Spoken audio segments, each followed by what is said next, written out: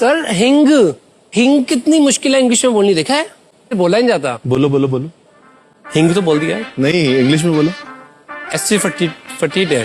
वैसे बात तो सही है, हींग का इंग्लिश नाम सच में ही बहुत डिफिकल्ट है और इंग्लिश में हींग को कहते हैं असफटीडा। लेकिन ये हींग का नाम कम और किसी कीड़े मकोड़े का नाम ज्यादा लगता है, इससे तो हींग ही अच्छा था। लेकिन अगर मुद्दा छेड़ ही दिया है तो लगे हाथ कुछ और मसालों का शब्दकोश सीख लेते हैं। शब्दकोश यानी कि वोकैबुलरी। तो सबसे पहले है बेसिक किचन स्पाइसेस। हल्दी को कहते हैं टर्मरिक और लाल मिर्च को कहते हैं रेड चिली। धनिया को कहते हैं कोरिएंडर और जीरा को कहते हैं क्यूमिन। और अब बात करते हैं खड़े मसाले यानी कि होल स्पाइसेस। दालचीनी यानी कि सिनेमन, इलायची को कहते हैं कार्डेमम, काली मिर्च को कहते हैं ब्लैक पेपर, तेज पत्ता बे लीफ, चक्री फूल स्टार एनीज। और अब बात करते हैं सीड्स एंड स्पेशल स्पाइसेस की। राई यानी कि सरसों को कहते हैं मस्टर्ड सीड्स, मेथी दाना को कहते हैं फेनुग्रीक सीड्स, सौंफ को कहते हैं फेनल सीड्स और अजवाइन को कहते हैं कैरम सीड्स। यह है कलौंजी और इसे कहते हैं नाइजेला सीड्स। और अब कुछ और इंपॉर्टेंट मसाले जैसे कि अमचूर, इसे कहते हैं ड्राई मैंगो पाउडर, कसूरी मेथी को कहते हैं ड्राइड फेनुग्रीक लीव्स, केसर को कहते हैं सैफरन और जायफल को कहते हैं नटमग।